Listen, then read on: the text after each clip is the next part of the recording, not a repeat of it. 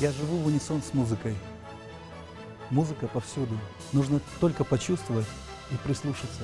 Каждое мгновение нашей жизни пронизано нотками необыкновенных мелодий и ритмов. Иногда трепетно нежных, иногда бурных и страстных. Но чаще всего они излучают счастье. И это счастье – жить в своей стране, быть нужным, востребованным, иметь колоссальную возможность работать со многими замечательными артистами.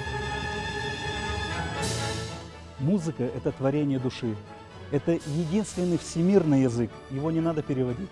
На нем душа говорит с душой. Музыка – это любовь. Любовь к близкому человеку, к природе, к жизни. Я люблю слушать этот мир. Я люблю слушать наш Казахстан. А вы слышите?